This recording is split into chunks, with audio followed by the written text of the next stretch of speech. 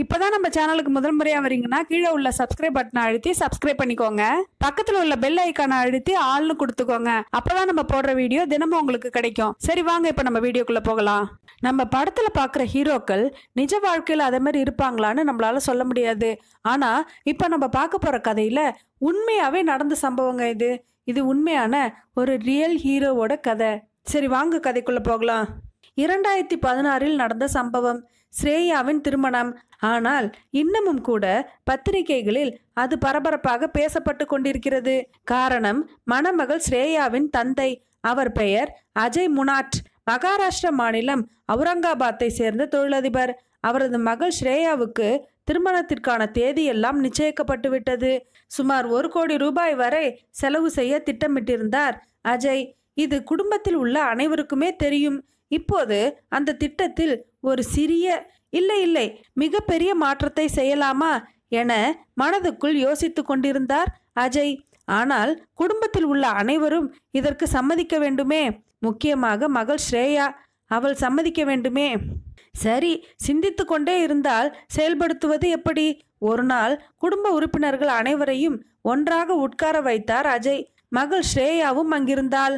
அஜய் தன் மனதில் இருந்த ஸ்ரேயாவின் கல்யாணம் பற்றிய திட்டத்தை மெதுவாக சொல்ல ஆரம்பித்தார். சொல்லும் போதே மகள் ஸ்ரேயாவின் முகத்தை உற்று கவனித்து கொண்டுதான் இருந்தார். அவள் முகத்தில் எந்த சலனமும் இல்லை. ஒரு வழியாக சொல்லி முடித்து விட்டார். அவர் சொன்னதை கேட்டுவிட்டு அந்த குடும்பமே அமைதியாக எந்த ஒரு சலனமும் இல்லாமல் அமர்ந்திருந்தது. அஜய் முனாட் மெதுவாக தன் மகள் ஸ்ரேயா அருகே சென்று கேட்டார், நான் ஏதாவது தப்பாக திட்டம் போட்டு விட்டேனா?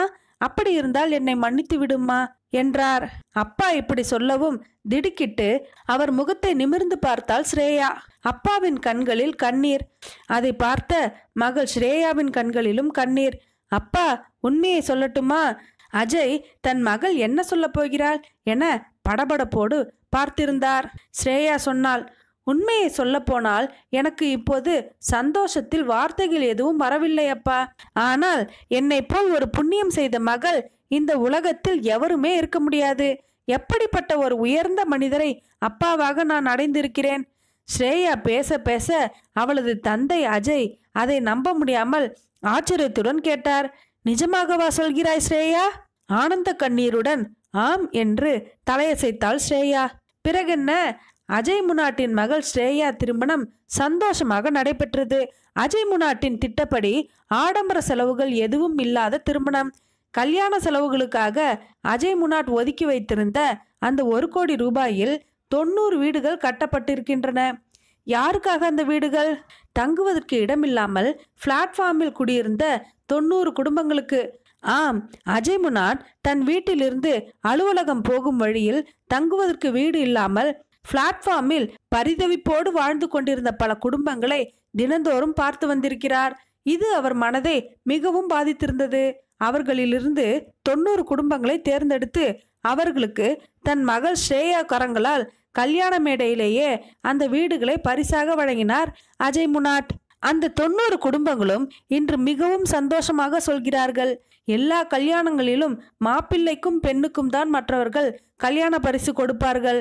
ஆனால் இந்த கல்யாணத்தில் மணப்பெண் எங்களுக்கு கல்யாண பரிசு கொடுத்திருக்கிறாள். இதை எங்கள் உயிர் உள்ளவரை நாங்கள் மறக்கவே மாட்டோம். அந்த பெண் ஸ்ரேயா தன் கணவனோடு பல்லாண்டு நலமாக வாழ ஒவ்வொரு நாளும் நாங்கள் வாழ்த்துவோம். நாமும் கூட அந்த தம்பதிகளை வாழ்த்துவோம். கால்பட்ட இடமெல்லாம் மலராக, கைப்பட்ட பொருளெல்லாம் பொன்னாகணும், உன் கண்பட்டு வழிகின்ற நீரெல்லாம் ஆனந்த கண்ணீரே என்றாகணும். நண்பர்களே, இந்த சம்பவத்தை நான் கேள்விப்பட்டதுமே உங்க கூட அதை நான் பகிர்ந்துக்கணும்னு நினைச்சேன். அதனாலதான் இந்த கதையை உங்கள்கிட்ட சொன்னேன். இதே போல நம்மளும் நம்மளுடைய ஆடம்பர தேவைகளையும் சந்தோஷங்களையும் குறைச்சிக்கிட்டு மற்றவங்களுக்கும் கொஞ்சம் உதவி செய்யலாம் இல்லையா? நண்பர்களே, இந்த கதை பிடிச்சிருந்தா லைக் பண்ணுங்க. இந்த கதையை பத்தின கருத்துக்களை கீழே உள்ள கமெண்ட் பாக்ஸ்ல தெரியப்படுத்துங்க. மேலும் இது போன்ற கதைகளை கேட்க நமது சேனலை சப்ஸ்கிரைப் பண்ணுங்க. நன்றி, வணக்கம்.